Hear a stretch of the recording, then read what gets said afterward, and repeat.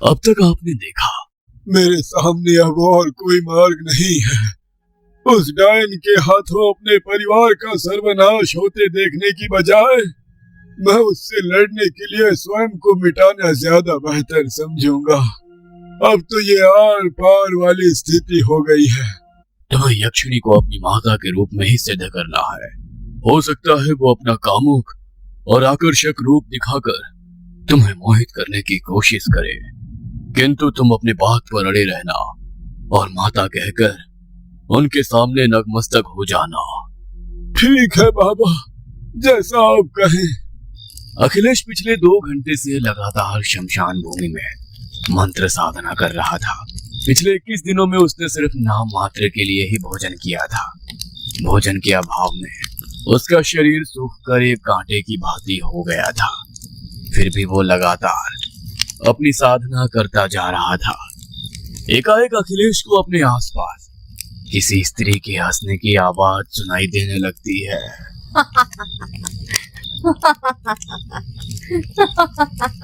यक्षों की आवाज सुनकर अखिलेश ने अपनी आंखें खोली। अब आगे।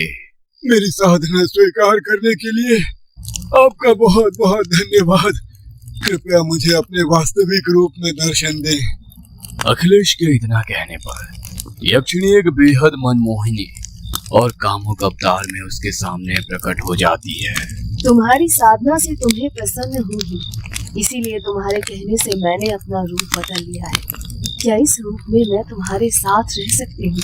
माता, मैं आपके मातृ स्वरूप का उपासक हूँ। मैंने आपकी स्त्री के रूप में नहीं, माता के रूप में साधना की है, इसलिए आप मेरे सामने माता रूप में ही प्रकट हो। सांसारिक भोग विलास और मोह माया की अपेक्षा नहीं है मुझे। यक्षिणी अखिलेश की बात सुनकर हैरानी में आ जाती है। तुम्हारी बातों से मैं बेहद अचंभित हूँ।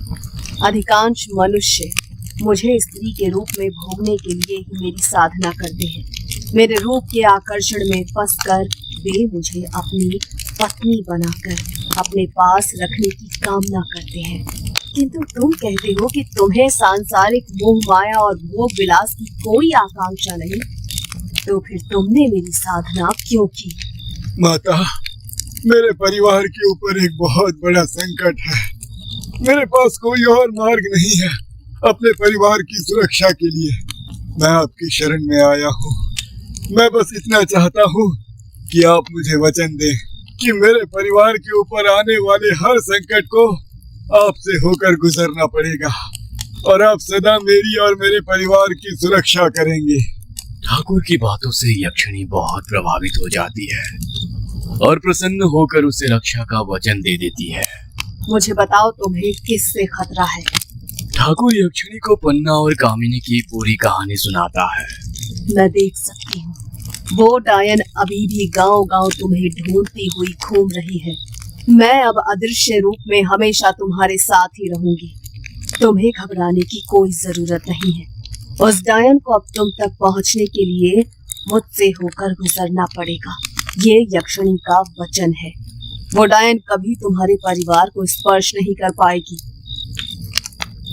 कुलदीप बेटा, बरसों से हमारी हवेली वीरान पड़ी है। हवेली में वापस लौटने का समय आ गया है। अब हमें उस पन्ना डायन से कोई खतरा नहीं है। पिता की बात सुनकर कुलदीप अपनी पत्नी कमला और बेटे वीर सिंह को लेकर अपनी पुश्तैनी हवेली की ओर चल पड़ते हैं। पूरे गांव, रिश्तेदारों और पुराने नौकरों में खुशी की लहर दौड़ गई थी। किसी ने सोचा भी नहीं था कि दशकों पहले इस हवेली को वीरान छोड़कर जा चुके ठाकुर साहब कभी लौटकर इस हवेली में वापस भी आएंगे। ठाकुर को हवेली में लौटे तकरीबन 3-4 दिन हो गए थे। रात का समय था। ठाकुर और उसका पूरा परिवार आराम से अपने अपने कमरों में सो रहा था कि तभी कुत्तों के रोने की आवाजें सुनाई देने लगती है। ठाकुर के कमरे में एक जोरदार आंधी चलती है और देखते ही देखते कमरे के खिड़की दरवाजे तेज आवाज करने लगते हैं। तभी कामिनी डायन की भयानक हंसी की आवाज से पूरी हवेली गूंज उठती है। मानना पड़ेगा तेरी किस्मत को ठाकुर। खतरे को जानते हुए भी इस हवेली में रहने के लिए तू वापस आ गया। लगता है तेरी मौत मेरे ही हाथों लिखी है, इसीलिए किस्मत तुझे वापस इस हवेली में खींच कर लेकर आई है। आज सिर्फ तू नहीं मरेगा, तेरे खानदान का आखिरी चिराग भी मैं बुझा दूंगी। तेरे कुल में कोई दीपक जलाने वाला भी नहीं बचेगा। आज मेरा बदला पूरा होगा। समय आ गया है माँ, मेरी रक्षा करें, मेरे परिवार को इस संकट से बचाइए। ठाकुर के यक्षिणी को आवाहन करते ही यक्षिणी कामिनी के ठीक सामने प्रकट हो जाती है। नहीं, ये नहीं हो सकता। आप हमारे बीच से हट जाइए। इस दिन के लिए मैंने सारी उम्र इंतजार किया है। चली जाओ यहाँ से। ये परिवार मेरे संरक्षण में है। दुनिया की कोई ताकत अब मुझे मेरा बदला पूरा करने से नहीं रोक सकती। आप नहीं जानती, इस दिन के इंतजार में मैंने अपनी आधी उम्र बिताई है। अब मुझे अंजाम की कोई परवाह नहीं। कामिनी चोटी को गोल गोल घुमाते हुए उसे ठाकुर की ओर फेंकती है और देखते ही देखते कामिनी की चोटी जाकर ठाकुर के गले में फांसी के फंदे की तरह लिपट जाती है। मेरी चेतावनी देने के बाद भी तेरा इतना साहस कि तू हमला करेगी? अब तुझे कोई नहीं बचा सकता। इतना कहकर यक्षिणी अपने डरावने और भयंकर रूप में आ जाती है और धीरे धीरे उसका आकार बढ़ने लगता है। यक्षिणी कामिनी से आकार में लगभग 2 गुनी हो गई थी।